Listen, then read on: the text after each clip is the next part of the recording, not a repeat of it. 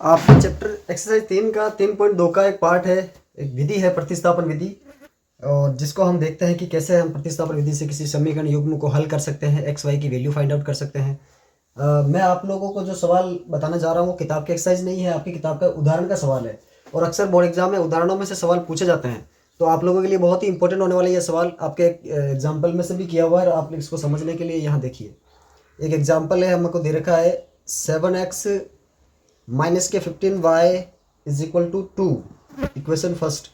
और दूसरा है x प्लस के 2y is equal to 3 and equation second. अब इसे हमें प्रतिस्थापन यानी सब्स्टिट्यूशन मेथड से इसको सॉल्व करना है। तो देखिए प्रतिस्थापन कैसे करते हैं। हम सबसे पहले लेंगे समीकरण 1 से,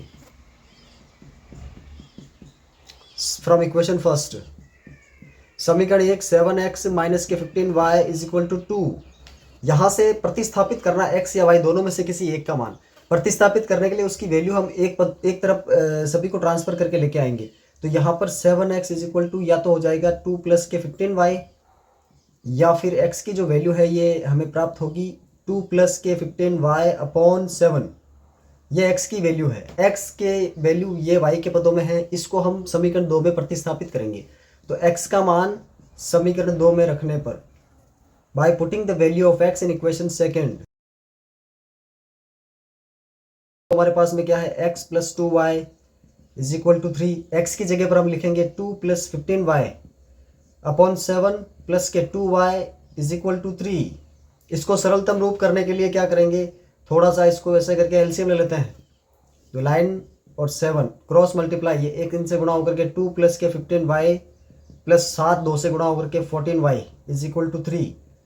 इस 7 को 3 से मल्टीप्लाई कर दीजिए, तो ये हो जाएगा 2 प्लस 14 और 15 दोनों प्लस की संख्याएं जुड़ती है। तो 29y बराबर 7 3 ज़ा 21। तो इसका आंसर क्या होगा जी, 29y is equal to 21 minus के 2। तो y वैल्यू ऑफ y क्या बचेगी, यहाँ बचेगा 19 और नीचे आ जाएगा 29, 29। तो y की वैल्यू हमारे पास हमें प्राप्त हुई है 19/29।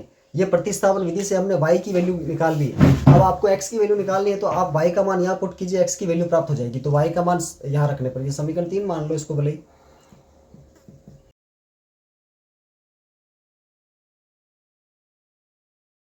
समीकरण 3 हमारे पास में क्या है जी, x बराबर 2 plus 15 multiply 19/29 upon 7।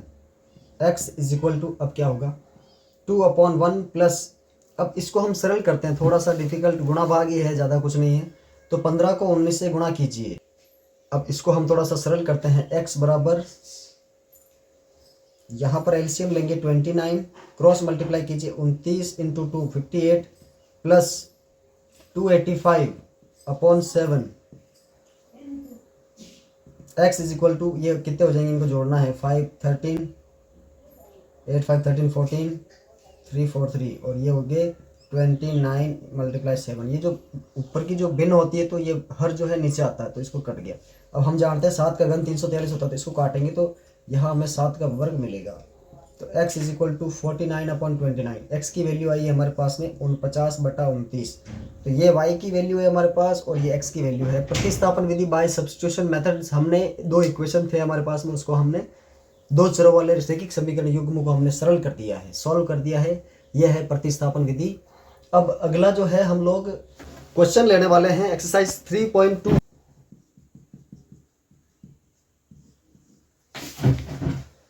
First question of exercise 3.1, और फर्स्ट का भी फर्स्ट हमें क्वेश्चन दे रखा, बहुत इजी है जी।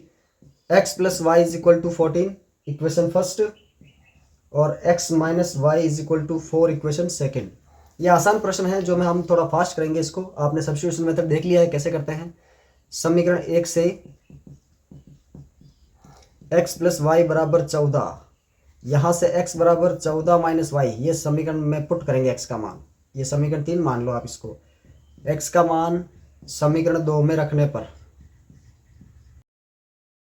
तो हमारे पास में है x माइनस वाई बराबर 4। तो 14 माइनस वाई बराबर 4। 4 जो है इसको थोड़ा ऐसे लिखते हैं। तो 14 माइनस के 2y, दोनों जुड़ गए, माइनस माइनस समान चिन्ह जुड़ते हैं, माइनस के 2y बराबर 4, माइनस के 2y बराबर 4 माइनस के 14, माइनस के 2y is equal to minus के 10, माइनस से माइनस कैंसिल आउट। यहाँ से y की वैल्यू हमारे पास में आई है 5, और यहाँ अगर 3 में रखते हैं तो x की वैल्यू हमारे पास में आएगी 14 माइनस 5 यानी 9। तो x बराबर हमें 9 प्राप्त हुआ है, y बराबर हमें 5 प्राप्त हुआ। ये था एक्सरसाइज 3.2 का पहला प्रश्न। इसका सेकंड क्वेश्चन थोड़ा सा बट्टा वगैरह में दे रखा है, तो वो भी हम देख लेते हैं। Second, s minus T is equal to 3। Equation first, s upon 3 plus T upon 2 is equal to 6। Equation second, वही समीकरण 1 से s माइनस टी बराबर 3, यहाँ से s की वैल्यू हो जाएगी 3 प्लस टी, और ये है समीकरण 3।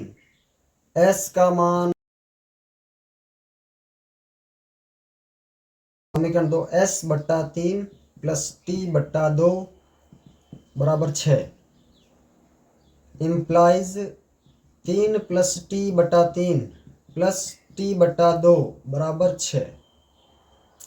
क्या ये आपको समझ में आया कि s का मान हमने यहाँ 3 प्लस टी रख दिया है, ये 3 प्लस टी यहाँ पुट कर दिया है s की जगह पर। अब इसको सरल कैसे करें, ये दोनों का एलसीएम ले लेते हैं, यानी लाइन खींचो, 3 2 6 करो और 2 को इससे मल्टीप्लाई करो। 2 को 3 से करेंगे तो 6, 2 को t से करेंगे तो 2t, प्लस 3 को t से करेंगे तो 3t बराबर 6। ये 6 इससे गुणा हो जाएगा, और ये दोनों t और 2 टी जुड़ जाएंगे, ये संख्या नहीं जुड़ेगी। समान देखो सजातीय पद जुड़ते हैं, जहाँ टी लगा उन्हीं को जोड़ना घटाना है, इसमें नहीं जोड़ सकते। तो क्या करेंगे, 6 प्लस 5t, ये कैसे हुआ, 6 प्लस 2 3 5, और 6 इससे गुणा होकर के ये हो गया 36। तो 5t इज इक्वल टू 30। ये 30 कैसे आया, 6 इधर आकर के माइनस हो गया, 36 में से 6 गए तो 30। अब t की वैल्यू 5 का भाग 30 में लगाओ, 5 6 30, तो t बराबर 6 आंसर आया हमारे पास में। t 6 आया, तो हमारे पास में s कितना हो जाएगा, 3 प्लस 6 यानी 9। s की वैल्यू 9 और t की वैल्यू 6।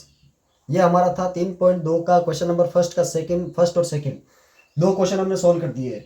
अब इस प्रश्नावली के थर्ड जो क्वेश्चन है ये आप लोग सॉल्व करेंगे, क्योंकि थर्ड क्वेश्चन जो है ये थोड़ा इजी है, जैसा मैंने आपको एग्जांपल दिया था उस तरीके का है। और फोर्थ और फिफ्थ हम अगले वीडियो के अंदर सॉल्व करके आपको बताएंगे।